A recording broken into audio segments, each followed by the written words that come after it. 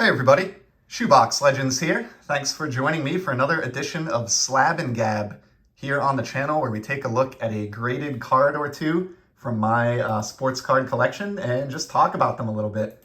And today's installment is going to feature a trio of Hall of Famers from the same 1980s set. And we'll just get right to it here without further ado. Here's the first of the three, Mr. Cam Neely of the Boston Bruins, on the 1988-89 Topps hockey release. This is probably a love it or hate it design, aesthetically speaking, for a lot of collectors. I'm a fan of these. I was a kid when this set came out, and so I think it kind of worked for me, the design, but I can see how this may not be for everyone. The most famous element, of course, in the design is the fact that there's a cartoon push pin, sort of like holding the nameplate in place on the card. I love these because I started collecting cards in 1989, and I'm sure this happened to many of you, but back then in the late 80s and early 90s, you didn't have easy access to trading cards like you do today in the internet age. And so anything that was older than 1989, I couldn't really get packs of it. If I couldn't go to my local hobby shop and get a pack, or my dad couldn't for me, I should say, on the way home from work, I didn't really have a way to get those cards. And so anything older than 89 just seemed really cool to me. And my brothers and I had a very small stack of 88 Topps and O-Pee-Chee cards, and they were always sort of very mystical for that reason. And they just seemed a lot cooler than they probably were in reality, just because of our lack of access to them. So for that reason, I love this set. Here's a look at the back, pretty standard Topps fare for the era. Of course, there is an O-Pee-Chee version of this release with brighter cardstock, as was the case throughout the 70s and 80s. But just a nice card there. Cam is definitely an example of getting into the Hall of Fame based on peak years rather than career accolades. He was very famously kind of injury prone throughout his career. He had a bad knee as a result of some hits that he endured, which kind of became chronic, got worse, and forced him out of the game at a very early age, earlier than he would have liked, I'm sure. But in his peak, he was one of the premier power forwards in the league. He could put, rebounds and dirty goals away like nobody else. He had the stamina and the physical presence to kind of hang out in front of the net and take a beating from opponents to get at those rebounds and kind of garbage goals, as they're known. And he was very, very effective at it. Just a strong individual and a guy who you'd want to plant in front of the opponent's net on your power play all day long. In the late 80s and early 90s, despite his injuries and the fact that he rarely played, even 70 games in a season and was often below 50 games in a season, he did achieve the 50-goal plateau at the NHL level 3 different times, which is pretty cool. And in 93-94, he scored 50 goals in his first 44 games, and he's the fastest player other than Wayne Gretzky in terms of number of games to get to 50 goals in a season, having done that in just 44 games. Now, it doesn't count as a 50 goals in 50 games record per se, because he missed some time that year, so he didn't score 50 in the first games, 50 games for the Bruins, but he did score 50 within his first 44 appearances, which again is the second best tally in league history behind Wayne Gretzky. So anytime you're mentioned in that company, you're certainly doing all right.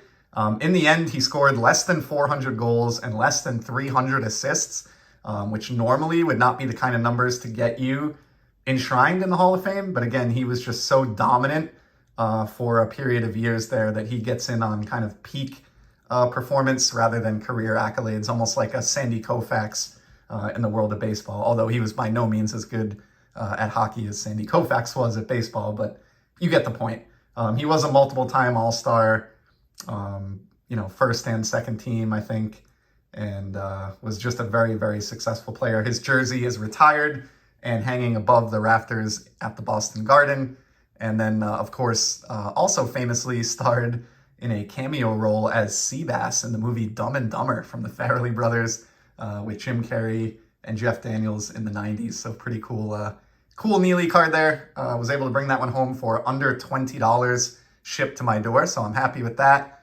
And I think I mentioned this, but I do have the 88 Topps complete set in a binder, and I've kind of been working since completing the set on just getting some of these Hall of Fame players in slabs to go along with that raw bindered set. So next card in that pursuit, and the second card for today, is the great Peter Stastny.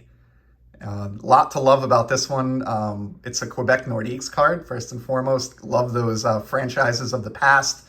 Huge fan of the Quebec team, and I wish they would get an NHL franchise again. I don't think it'll happen anytime soon, but I do miss the Nordiques, and Peter was a underrated player, sort of similar to Neely as far as Hall of Famers go. He's not as well known as Wayne Gretzky, Mario Lemieux, players of that ilk, but he was incredibly successful. And he actually defected over here in 1980 along with one of his brothers from Czechoslovakia. And then another of his brothers joined him the following year. So the Stastny brothers were sort of famous as being some of the first players to defect from overseas and migrate to the US or Canada to begin playing in the National Hockey League. So he stuck around for a little bit longer than Neely, didn't deal with injuries nearly as much as Cam, so was able to accumulate 450 goals and 789 assists at the NHL level, finished with well over 1,200 points in his career in just 977 NHL games. Was a little bit older when he migrated over here and had already played some hockey for leagues in Slovakia. So his career numbers suffered a little bit as a result of that.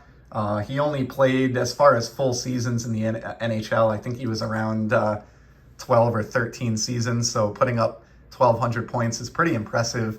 And pretty cool statistic about Peter Stastny.